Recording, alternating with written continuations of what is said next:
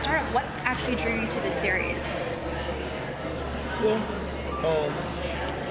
first of all, I'm real cool with Dave Brew.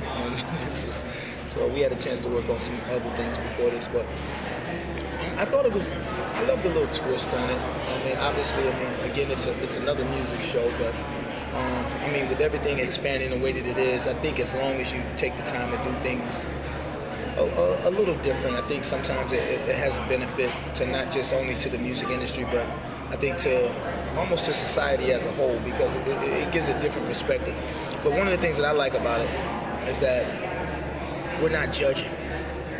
And I think that's the biggest thing for me. I do not feel comfortable saying you should be a star and you shouldn't be a star, or you shouldn't, because I wouldn't feel like that if somebody would have told me that. You see what I'm saying? So I think the fact that we're trying to help artists that are already basically laid groundwork down for themselves, I think that's the biggest thing.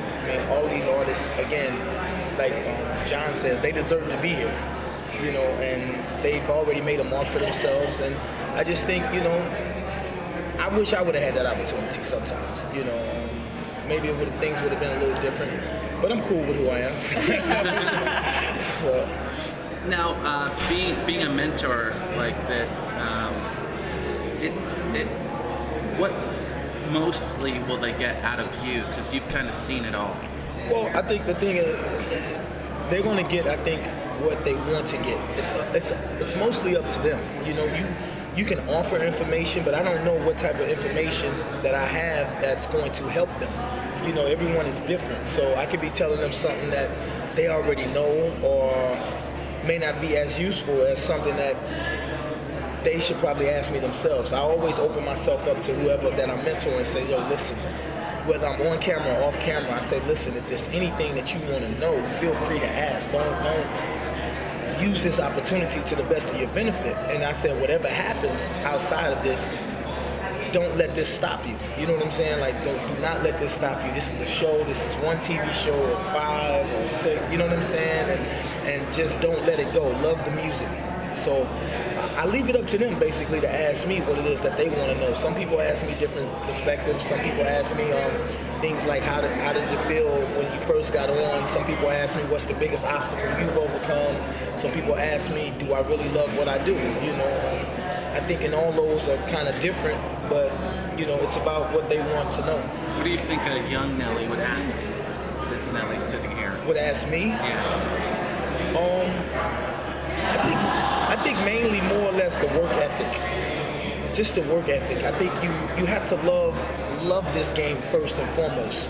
You see, I don't think a lot of people love this game as much as they think they love it. I think they love the idea of being in it. I think they love the idea of what come along with entertainment and the business, but I don't think they truly love the music, because if you do, then you would continuously do it whether you made it or not. You see what I'm saying? And that's something that I would do. Whether I got a deal or not, I would still do music. It may not be on a grander scale, but I would still be involved in music. What was the most interesting thing you had to do with selling sounds for the show? I made planters. Is that planters? Did I say that right? Planters, the fried bananas? Plantains. Plantains. Plantains. I made those. That was dope. And then one of my first times tasting them, and mine tasted just like someone who knew what they was doing tasted. I figured, maybe I've got a career in plantain. So if this music thing doesn't work out. Yeah, Nelly's plantain.